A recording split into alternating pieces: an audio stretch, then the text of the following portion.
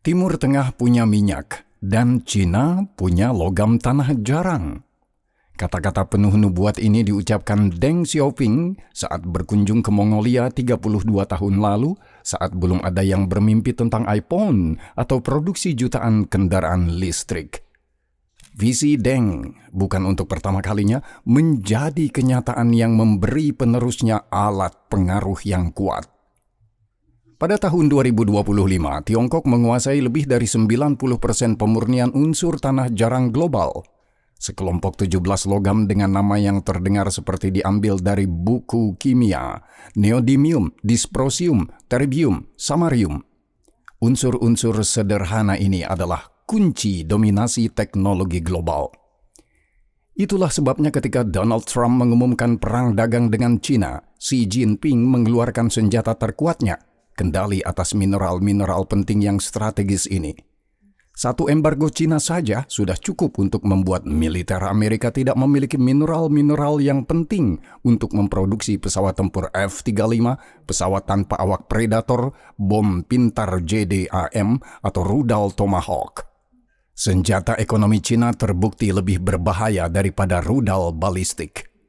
Namun, sejarah mengajarkan kita bahwa keunggulan teknologi jarang bertahan selamanya.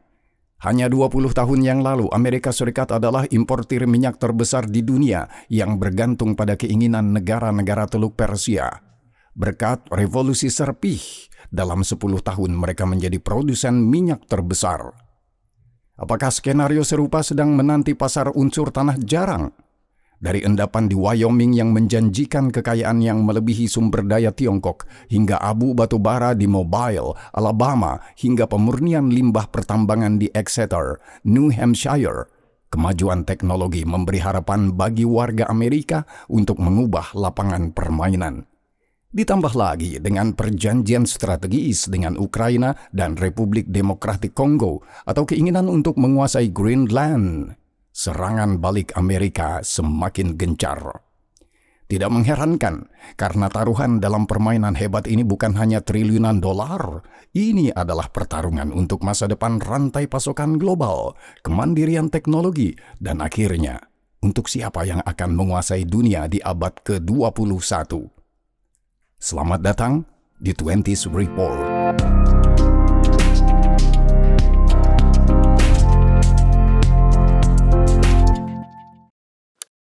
Baru-baru ini kami membahas topik mineral penting dari perspektif yang lebih umum dengan menghadirkan para pelaku utama.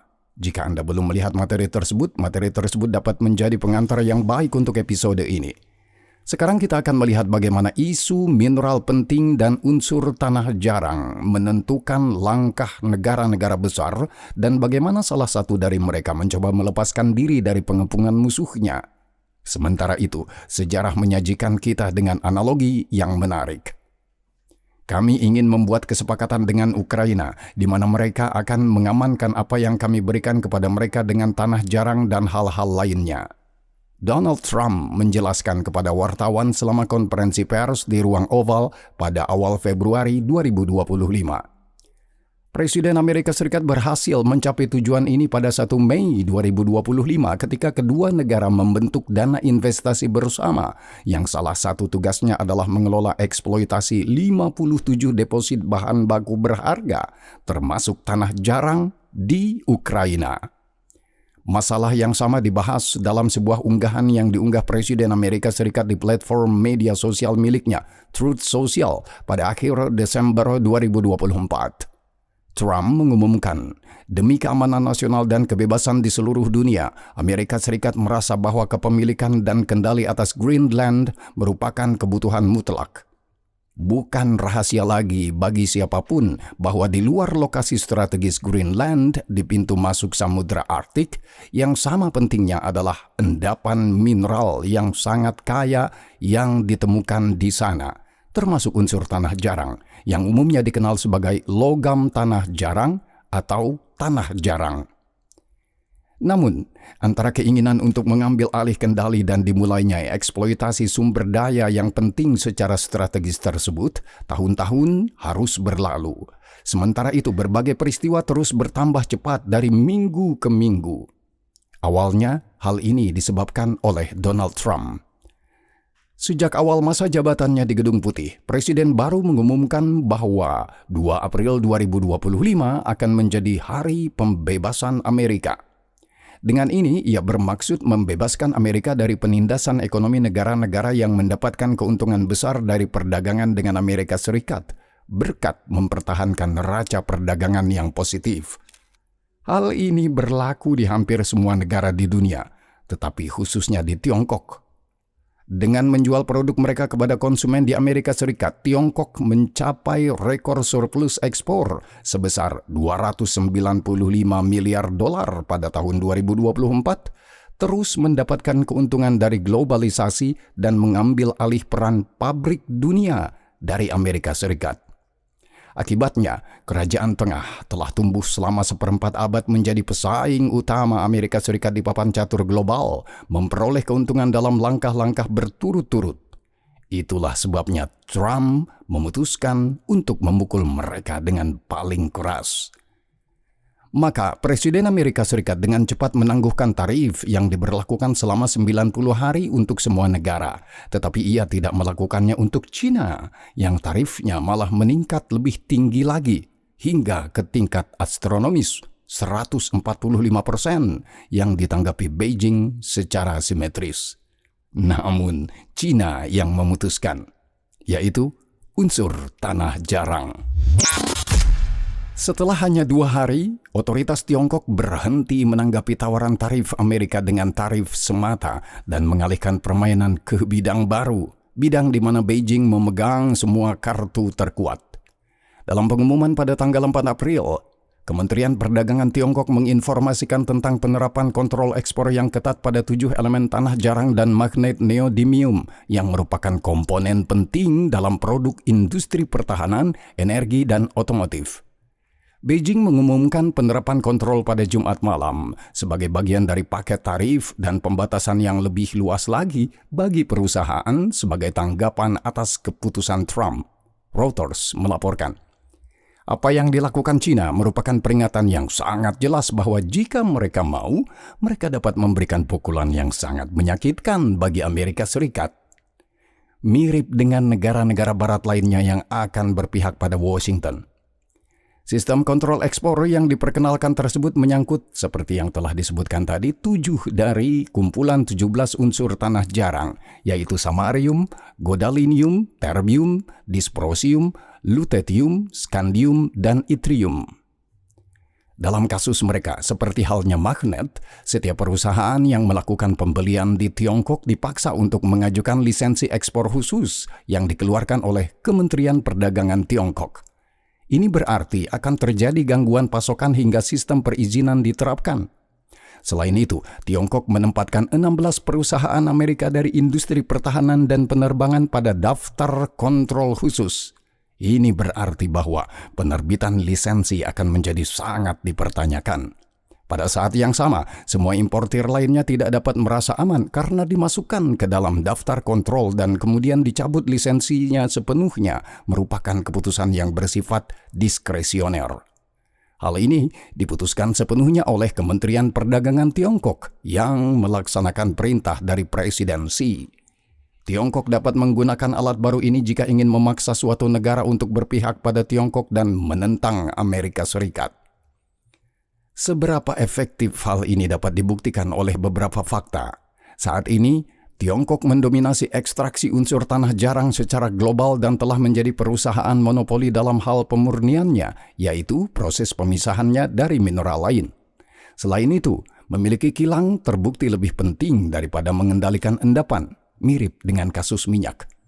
Menurut perkiraan Badan Energi Internasional IEA, Tiongkok saat ini mengekstraksi sekitar 61% unsur tanah jarang dunia dari wilayahnya, tetapi memurnikan dan memproses sebanyak 92%. Dengan demikian, monopoli Tiongkok semakin kuat. Sementara itu, antara tahun 2020 hingga 2023, Amerika Serikat mengimpor 70% dari semua unsur tanah jarang yang dibutuhkan dari Tiongkok. Pemasok utama lainnya ke Amerika Serikat adalah Malaysia, Jepang, dan Estonia. Namun, kemampuan ekspor mereka karena berbagai alasan tidak akan menjadi lebih besar secara signifikan dan tidak akan menggantikan kerajaan tengah di bidang ini. Situasi yang sama juga terjadi pada endapan yang saat ini dieksploitasi di Amerika Serikat. Hanya satu tambang, Mountain Pass di California, yang aktif. Berkat tambang ini, warga Amerika dapat mengandalkan pengamanan sekitar 20% dari kebutuhan unsur tanah jarang mereka sendiri. Secara praktis, hal ini dirangkum oleh lembaga pemikir Washington Center for Strategic and International Studies (CSIS) yang memantau isu-isu tanah jarang melalui program keamanan mineral kritisnya. Tanpa akses ke unsur-unsur ini, industri pertahanan Amerika tidak dapat melanjutkan produksi, antara lain jet tempur F-35, sistem radar, pesawat tanpa awak Predator, paket panduan untuk bom pintar Joint Direct Attack Munition (JDAM) atau rudal Tomahawk. Semua kapal permukaan dan kapal selam yang baru dibangun akan tetap tanpa instrumentasi modern yang secara efektif tidak memiliki nilai tempur. Jika Amerika Serikat tidak ingin kehilangan keunggulan militernya atas kerajaan tengah, ia membutuhkan unsur tanah jarang dalam jumlah besar. Cukuplah untuk mengatakan bahwa satu F-35 mengandung lebih dari 400 kg unsur-unsur tersebut. Dan mereka juga penting untuk sektor ekonomi yang paling maju. Sifat unik dari unsur tanah jarang, terutama magnetik, elektrokimia, dan luminescence, membuat mereka sangat diperlukan dalam perangkat yang tanpanya masyarakat modern tidak dapat lagi berfungsi. Europium dan terbium terbukti diperlukan oleh bola lampu, dioda, dan perangkat pencahayaan LED agar bersinar. Tanpa neodymium, magnet kehilangan dayanya yang sangat penting untuk pengoperasian motor listrik dan turbin angin yang efisien. Lanthanum sekarang menjadi komponen penting dari baterai yang memberi daya pada motor kendaraan listrik. Yttrium telah menjadi elemen yang ada di mana-mana dalam radar dan superkonduktor. Gadolinium dan terbium sangat penting dalam sensor, sistem sonar, dan teknologi pencitraan canggih. Cerium digunakan dalam katalis. Sementara itu, agar smartphone berfungsi, neodymium, dysprosium, dan gadolinium diperlukan, serta elemen yang belum tercakup oleh sistem perizinan Tiongkok, neodymium, europium, dan cerium. Bahkan daftar yang dipersingkat ini dengan jelas menggambarkan apa yang tidak dapat diproduksi oleh industri di negara yang terputus dari unsur tanah jarang. Keharusan unsur tanah jarang telah menjadikan Amerika Serikat sebagai salah satu importir terbesar di dunia. Dalam hal tonase, hanya negara-negara yang menghususkan diri dalam produksi perangkat elektronik yang mengimpor lebih banyak dari luar negeri. China, meskipun memiliki produksi domestik yang sangat besar, Jepang, dan Vietnam. Jika rencana reindustrialisasi Amerika yang mulai dilaksanakan oleh pemerintahan Joe Biden mulai menghasilkan dampak nyata, maka permintaan akan unsur tanah jarang di seberang Atlantik hanya akan tumbuh. Perakiraan Departemen Energi Amerika Serikat (DOE) menunjukkan bahwa permintaan magnet neodymium di Amerika Serikat saja akan meningkat lebih dari 4 kali lipat pada tahun 2050. Hal ini karena hampir seluruh transformasi energi didasarkan pada magnet tersebut, dengan komponen-komponen penting termasuk motor listrik, kompresor, turbin angin, pompa panas, dan lain-lain. Khususnya di luar Tiongkok, hanya 10 perusahaan di seluruh dunia yang memproduksi produk ini, termasuk satu di Amerika Serikat, Noveon Magnetics. Perlu ditambahkan bahwa Amerika Serikat tidak memiliki satu kilang tanah jarang besar yang mampu memisahkan unsur-unsur dari biji tambang dalam skala massal. Kelemahan besar ini sama sekali diabaikan di Washington hingga baru-baru ini. Baru pada tahun 2020, Departemen Pertahanan memberikan MP Materials dana yang cukup besar, sebesar $9,6 juta untuk membangun kilang logam tanah jarang ringan di Mountain Pass, California. Pada tahun 2022, perusahaan itu menambahkan $35 juta lagi, sehingga membiayai pembangunan pabrik pengolahan logam tanah jarang berat. Ini akan menjadi yang pertama di Amerika Serikat yang sepenuhnya mengintegrasikan rantai pasokan logam tanah jarang mulai dari ekstraksi, pemisahan, dan pelindian di Mountain Pass hingga pemurnian.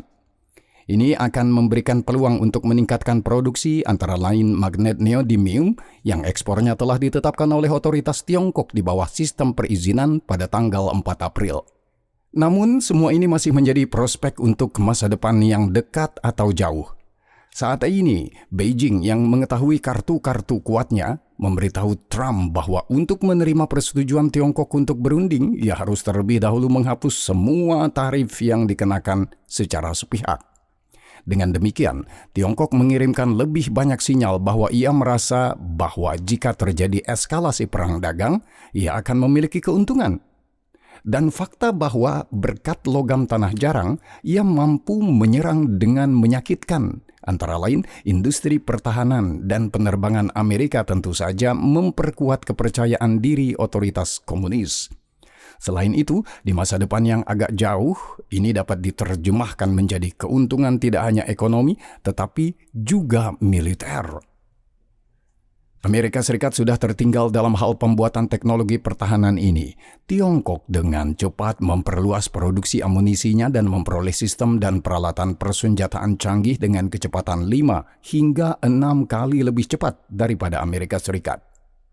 Gracelyn Bhaskaran, Direktur Program Keamanan Mineral Kritis di CSIS, memperingatkan. Ia menambahkan, larangan lebih lanjut terhadap masukan mineral kritis hanya akan memperlebar kesenjangan yang memungkinkan Tiongkok untuk memperkuat kemampuan militernya lebih cepat daripada Amerika Serikat. Perolehan keuntungan militer yang langgeng atas Amerika Serikat oleh Kerajaan Tengah akan berarti berakhirnya hegemoni global Amerika secara permanen dan akan membuka peluang bagi Tiongkok untuk berekspansi tidak hanya secara ekonomi, dengan cara yang tidak akan berhenti di Taiwan. Atau hal itu dapat membawa manusia ke Perang Dunia Ketiga jika mantan hegemon dan penipu peran itu memutuskan bahwa tidak ada gunanya lagi untuk mundur bahkan satu langkah pun dari jalur tabrakan mereka. Karena takut jika mereka melakukannya, mereka akan menderita kekalahan. Logam tanah jarang telah mulai memainkan salah satu peran kunci dalam permainan global ini. Timur Tengah punya minyak dan Cina punya logam tanah jarang, kata Deng Xiaoping saat berkunjung ke Mongolia pada tahun 1992.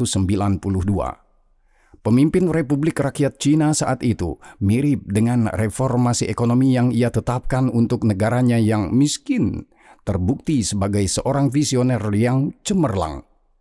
Ketika ia mengucapkan kata-kata itu, 38% produksi unsur tanah jarang global diperhitungkan oleh Cina, 33% oleh Amerika Serikat, 12% oleh Australia, dan masing-masing 5% oleh Malaysia dan India. Tambang tanah jarang terbesar di dunia saat ini adalah tambang Mountain Pass di California. Permintaan Amerika Serikat untuk tanah jarang sepenuhnya dipenuhi oleh produsen dalam negeri. 15 tahun berlalu, di mana konsumsi dunia terhadap 17 mineral hampir 2 kali lipat, dan tiba-tiba Barat menyadari bahwa Cina telah memusatkan lebih dari 90% produksi global mereka di tangannya. Pada tahun 2011, angkanya bahkan mencapai 97%. Setelah itu, pemerintah Tiongkok juga mulai membatasi jumlah perusahaan patungan Tiongkok asing yang dapat mengekspor tanah jarang dari Tiongkok. Beijing berhasil mengamankan posisi monopoli karena selama 15 tahun membanjiri pasar global dengan biji tanah jarang murah yang ditambang di Tiongkok. Hal ini menyingkirkan pesaing dan memonopoli seluruh rantai produksi mulai dari ekstraksi dan pemurnian tanah jarang hingga pembuatan produk jadi seperti magnet neodymium. Tambang Mountain Pass yang penting bagi Amerika Serikat bangkrut dan ditutup pada tahun 2002. Gedung Putih setelah serangan di World Trade Center begitu sibuk dengan perang melawan terorisme dan Irak sehingga tidak menyadari ancaman nyata bagi masa depan Amerika Serikat. Bel tanda bahaya baru berbunyi pada tahun 2010. Saat itu, konflik meningkat antara Jepang dan Tiongkok atas kepulauan Senkaku yang tidak berpenghuni, yang terletak di Laut Cina Timur sekitar 170 km dari Taiwan. Mereka penting secara strategis karena di sekitarnya ditemukan endapan minyak bawah laut. Pada tanggal 7 September, sebuah kapal penangkap ikan Tiongkok ditahan oleh kapal penjaga pantai Jepang di lepas pantai Kepulauan Senkaku. Kaptennya ditangkap. Beijing menanggapi dengan serangkaian ancaman dan memutuskan untuk menggunakan senjata rahasianya, logam tanah jarang. Tiongkok menghentikan ekspor logam tanah jarang ke Jepang yang memicu kepanikan di seluruh sektor otomotif di negeri matahari terbit. Di pasar dunia, harga logam tanah jarang meroket 10 kali lipat. Tokyo segera mengembalikan kapal dan membebaskan tahanan tersebut. Pada saat yang sama, pemerintah Jepang mulai menerapkan program yang bertujuan untuk mengurangi ketergantungan pada pasokan logam tanah jarang dari Tiongkok. Program ini terdiri dari 5 pilar. Pertama, mereka mulai mengembangkan teknologi yang tidak membutuhkan tanah jarang. Kedua, mereka menemukan mineral alternatif yang lebih mudah didapatkan. Ketiga, mereka mengembangkan daur ulang dari perangkat bekas. Keempat, mereka berinvestasi dalam pembangunan tambang tanah jarang di Australia. Dan kelima, mereka mulai mengumpulkan cadangan strategis unsur tanah jarang yang terus bertambah. Paket tindakan ini mengakibatkan ketergantungan Jepang terhadap tanah jarang Cina turun dari 90% pada saat kejadian menjadi 60% saat itu. Sementara itu, Amerika Serikat dengan ceroboh menyia-nyiakan 1 dekade yang telah berlalu sejak insiden di lepas pantai Senkaku. Selain kurangnya minat dari pemerintahan berikutnya, hal ini juga disebabkan oleh pengetatan peraturan tentang perlindungan lingkungan dan pertambangan. Hal ini secara serius membatasi kerusakan lingkungan yang diizinkan yang dapat diakibatkan oleh eksploitasi tanah jarang. Dalam kasus tambang terbuka dan kemudian selama proses pemurnian, ketika sejumlah besar air digunakan, hal ini sangat signifikan. Kebutuhan untuk memenuhi standar dan hukuman yang tinggi membuat ekstraksi unsur tanah jarang jauh lebih menguntungkan tidak hanya di Tiongkok, tetapi juga di Vietnam, Brasil, India, atau bahkan Australia. Meskipun ekstraksi di tambang Mountain Pass diaktifkan kembali, meskipun mendapat dukungan dari Pentagon, seluruh perusahaan berada di ambang kebangkrutan selama beberapa tahun. Oleh karena itu, mulai tahun 2017, untuk mengurangi biaya, semua hasil di sana mulai dikirim untuk dimurnikan ke kilang yang beroperasi di Tiongkok. Baru pada pertengahan pemerintahan Joe Biden tahun 2022, Departemen Energi mengumumkan alokasi $1 miliar untuk mendukung proyek-proyek yang bertujuan mencari endapan unsur tanah jarang baru di Amerika Serikat dan memulai ekstraksinya. Tak lama kemudian, lembaga pemerintah lainnya mulai menawarkan hibah mereka sendiri untuk tujuan ini. Rakyat Amerika terpacu untuk bertindak oleh langkah-langkah pertama Beijing dalam menanggapi kebijakan tarif Presiden Biden yang secara berturut-turut mulai menaikkan tarif, antara lain untuk mobil listrik dan baterai yang diimpor dari Tiongkok. Beijing sebagai balasannya membatasi penjualan kepada pembeli Amerika Serikat atas bahan-bahan yang diperlukan untuk produksi produk-produk yang dikenai tarif, termasuk tungsten, antimon, germanium, dan grafit. Komite Khusus DPR Amerika Serikat tentang persaingan strategis antara Amerika Serikat dan Partai Komunis Tiongkok yang dibentuk pada bulan April 2023 dengan cepat menyiapkan laporan berjudul Reset, Prevent, Build, A Strategy to Win America's Economic Competition with the Chinese Communist Party.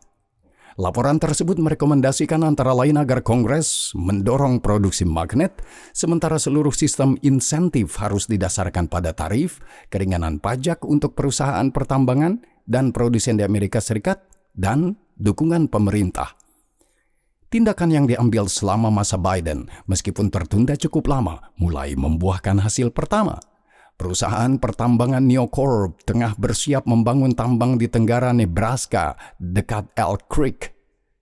US Critical Materials berinvestasi dalam pembangunan kilang tanah jarang di Mountain Pass. Pada paruh kedua April 2025, perusahaan itu juga memutuskan kerjasama dengan Tiongkok. Perusahaan ini tengah bersiap meluncurkan jalur produksi magnet neodymium di Texas. Survei geologi intensif juga sedang berlangsung di endapan yang ditemukan di dekat tambang Sheep Creek di Montana yang ditinggalkan setengah abad lalu. Meskipun semakin lama, survei tersebut mungkin dibayangi oleh endapan Halleck Creek yang terletak di dekat wetland di Wyoming. Pada akhir Januari 2025, American Rare Earth dan Wyoming Rare mengumumkan hasil survei geologi yang memperkirakan sumber daya yang ditemukan sebesar 8,65 juta ton TRAO, total oksida tanah jarang dalam endapan. Sebagai perbandingan, ekstraksi tahunan mereka di Amerika Serikat tahun lalu adalah 40.000 ton dan keseluruhan sumber daya TRAO dalam endapan Tiongkok yang ditemukan sejauh ini adalah 44 juta ton. Jika data ini dikonfirmasi, itu berarti endapan tanah jarang yang lebih kaya daripada Halleck Creek hanya ditemukan di Greenland, Kanada, dan Kenya. Baru 3 tahun berlalu sejak pemerintahan Amerika Serikat mulai serius menangani masalah tanah jarang, tetapi sudah jelas bahwa Amerika Serikat memiliki semua alat dan sumber daya yang diperlukan untuk mengejar ketertinggalan dari Tiongkok di bidang ini. Akan tetapi, mereka kekurangan satu hal penting, yaitu waktu. Setelah 3 dekade kecerobohan seperti anak kecil, mereka membutuhkan setidaknya setengah dekade untuk mulai mengeksploitasi endapan mereka dan membangun kilang yang penting dalam proses memperoleh unsur tanah jarang.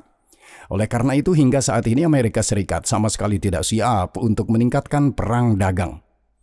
Dengan mengulur waktu, mereka memberi diri mereka kesempatan untuk membalikkan keadaan, terutama jika mereka dapat memanfaatkan berbagai kemungkinan yang mereka miliki. Sekarang, mari kita jelajahi masa lalu. 20 tahun yang lalu, Amerika Serikat adalah pengimpor minyak mentah terbesar di dunia, jauh lebih banyak daripada Jepang, China, atau India. Namun hanya butuh satu revolusi teknologi yang dimanfaatkan sepenuhnya dan lonjakan investasi agar situasi berubah secara dramatis. Impor sumber daya utama ini mulai menurun, setelah itu Amerika Serikat muncul sebagai pengekspor minyak mentah terbesar di dunia. Hal ini sudah terjadi pada tahun 2017 ketika Amerika Serikat melampaui Arab Saudi dan belum melepaskan posisinya hingga hari ini. Sebelum ini terjadi, Amerika harus berhadapan dengan tekanan yang berulang kali diberikan kepadanya oleh negara-negara Teluk Persia. Krisis minyak pertama terjadi pada musim gugur tahun 1973 ketika Mesir dan Suriah menginvasi Israel dan Amerika Serikat memberikan sekutu strategisnya pasokan senjata yang tak ternilai. Negara-negara Arab menanggapinya dengan embargo, menghentikan pasokan minyak bagi penerima dari Amerika Serikat dan semua negara lain yang dianggap sekutu Israel. Krisis tersebut mengguncang ekonomi dunia dan rasa aman warga Amerika. Pada bulan Februari 1974, Presiden Gerald Ford dalam pidatonya di hadapan Kongres memperingatkan negara-negara Teluk Persia dengan mengatakan bahwa sepanjang sejarah, negara-negara telah melancarkan perang memperebutkan sumber daya alam seperti air atau makanan, serta jalur komunikasi darat dan laut yang nyaman. Washington bahkan mengancam dengan perang karena diperkirakan bahwa ladang minyak yang dieksploitasi di Amerika Serikat sejak akhir abad ke-19 tidak dapat meningkatkan produksi secara signifikan. Pada saat yang sama, sumber energi alternatif merupakan sesuatu dari masa depan. Penguasa Arab Saudi, Raja Faisal, melihat bahwa Amerika Serikat meskipun mengalami kesulitan ekonomi, tidak akan meninggalkan Israel dan mungkin memenuhi ancaman mereka, memutuskan untuk mundur.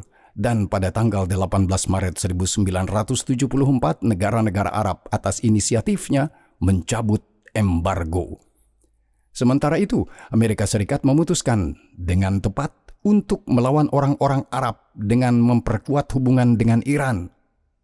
5 tahun kemudian, sebuah revolusi meletus di sana yang menggulingkan Shah Mohammad Reza Pahlavi yang pro-Amerika dan kekuasaan di Teheran diambil alih oleh para ayatollah anti-Barat yang dipimpin oleh Ruhollah Musawi Khomeini. Kemudian pada akhir tahun 1979, pasukan Uni Soviet memasuki Afghanistan dan dunia dilanda krisis minyak kedua ketika Khomeini memberlakukan embargo penjualan minyak ke Amerika. Di Washington, sekali lagi muncul rasa ancaman yang tumbuh akibat ketakutan bahwa koalisi negara-negara yang bermusuhan akan secara permanen memutus Amerika Serikat dari sumber daya yang sangat penting bagi ekonomi Amerika. Oleh karena itu, Presiden Jimmy Carter, meskipun tidak menyukai Saudi, memutuskan sudah waktunya untuk memperkuat hubungan dengan Riyadh. Dalam doktrin militer baru yang diumumkan oleh Presiden pada tanggal 23 Januari 1980, Amerika Serikat bertanggung jawab untuk mempertahankan ketertiban di wilayah Teluk Persia dan melindungi Arab Saudi dari Iran dan Uni Soviet. Perluasan pangkalan militer Amerika di sana pun dimulai. Amerika Serikat mulai memenuhi semua tuntutan Saudi terkait pasokan persenjataan modern. Karena minyak, Amerika Serikat harus terus-menerus terlibat dalam urusan negara-negara Teluk Persia dan memastikan perdamaian di seluruh kawasan yang terbukti menjadi tugas yang sangat sulit. Amerika Serikat pada tahun 1990 dengan demikian mengorganisasi koalisi besar untuk merebut kembali Kuwait dari tangan penguasa Irak, Saddam Hussein. 13 tahun kemudian, sumber perang Teluk kedua adalah keinginan untuk akhirnya menertibkan kawasan dunia ini yang merupakan prioritas bagi Washington. Sehingga Pax Americana akhirnya menang di sana. Dan secepat mungkin, karena ada keyakinan kuat saat itu bahwa puncak minyak sudah dekat, saat ketika ekstraksi minyak dari endapan yang tersedia tidak dapat lagi ditingkatkan, dan harganya akan naik. Amerika Serikat sebagai konsumen sumber daya terbesar di dunia ini yang wilayahnya telah mencapai puncak minyak pada tahun 1971 merasakan pisau di tenggorokannya. Penelitian geologi yang dilakukan pada saat itu dengan jelas membuktikan bahwa ladang minyak Amerika telah mencapai efisiensi maksimumnya dan ladang-ladang minyak baru ditemukan dengan semakin sulit. Presiden George W. Bush Jr. menggunakan dalih yang diberikan oleh perang global melawan terorisme, ingin menyelesaikan banyak masalah dengan satu langkah brutal. Akhirnya memberikan jaminan kepada Amerika Serikat tetapi juga seluruh Barat bahwa perdamaian akan terwujud di Teluk Persia dan tidak ada yang akan mengancam ekstraksi minyak dan pasokannya lagi. Sementara itu, penggulingan Hussein dan pengambil alihan kendali Irak mendatangkan banyak masalah bagi Amerika yang diawali oleh perlunya pendudukan yang mahal di negeri itu dan lahirnya ISIS yang ingin mengubah Timur Tengah menjadi satu negara Islam. Sementara itu, masalah yang tampaknya tidak dapat dipecahkan yang menimbulkan ancaman besar bagi masa depan ekonomi Amerika Serikat mulai terpecahkan dengan sendirinya. Pada tahun 2002, perusahaan independen Devon Energy dari Oklahoma City melakukan pengeboran horizontal pertama yang berhasil yang memungkinkan gas untuk dikeluarkan dari serpih bitumen menggunakan campuran khusus zat kimia. Berkat penyempurnaan teknologi rekahan, perusahaan ekstraksi kecil secara berturut-turut meningkatkan jumlah gas alam yang diperoleh dari endapan serpih sejak tahun 2007. Minyak segera menyusul. Revolusi teknologi bertepatan dengan periode harga bahan bakar yang sangat tinggi sehingga menguntungkan untuk berinvestasi dalam mengeksploitasi bahkan lapisan serpih yang terletak sangat dalam. Pada tahun 2018, menurut data Badan Informasi Energi (AIA), ekstraksi minyak dari endapan serpih terus tumbuh mencapai lebih dari 7 juta barel per hari. Dalam kasus Rusia dan Arab Saudi, produksi harian masing-masing sekitar 10 juta barel. Untuk pertama kalinya sejak akhir 1960-an, Amerika memasuki persaingan untuk posisi terdepan di antara produsen minyak. Secara bertahap mengejar dan bahkan melampaui tidak hanya Rusia tetapi juga Arab Saudi. Sejak saat lompatan teknologi mulai memungkinkan hal ini hingga titik di mana Amerika Serikat mulai mendominasi pesaing, lebih dari 10 tahun telah berlalu. Saat ini, Amerika Serikat kembali memperoleh peluang untuk memperpendek jarak dalam memperoleh mineral-mineral penting, kali ini dengan memisahkannya dari Tiongkok. Dan perjanjian bahan baku yang ditandatangani dengan Ukraina pada tanggal 1 Mei hanyalah salah satunya. Di antara kumpulan tempat di dunia yang kaya akan deposit logam tanah jarang, di luar Greenland dan Ukraina, Republik Demokratik Kongo semakin menarik perhatian Washington. Presidennya, Felix Tshisekedi, telah menjadi sekutu sejak awal tahun 2025 yang akan membantunya menghentikan pasukan pemberontak yang didukung oleh Rwanda yang mengambil alih wilayah yang semakin luas di negara tersebut. Oleh karena itu, pada tanggal 22 Februari 2025, ia memberitahu media Amerika bahwa pemerintahan Trump tertarik pada kesepakatan mengenai tanah jarang dan endapan strategis lainnya. Sehari sebelumnya, Dewan Bisnis Afrika Amerika yang menangani lobi ekonomi menyerahkan kepada Menteri Luar Negeri Amerika Serikat Marco Rubio sebuah memorandum yang menguraikan kemungkinan kemitraan ekonomi dan militer antara Republik Demokratik Kongo dan Amerika Serikat.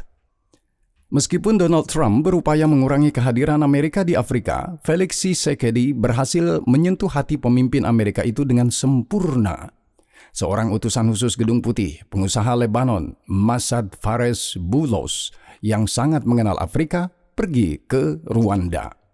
Secara pribadi, ia adalah ayah mertua dari putri Trump, Tiffany.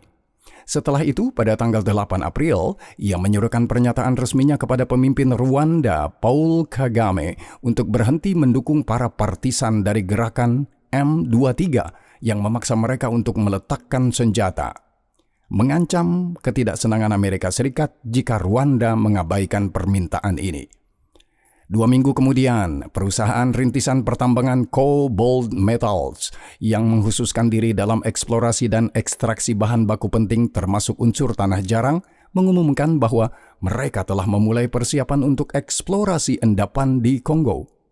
Beberapa waktu sebelumnya, Cobalt Metals memperoleh pendanaan $500 miliar dari sekelompok investor kuat yang dipimpin oleh Bill Gates dan Jeff Bezos. Republik Demokratik Kongo adalah negara dengan endapan kobalt terbesar di dunia dan juga kaya akan tembaga, timah, dan emas. Masing-masing unsur ini penting dalam dunia modern yang berbasis listrik.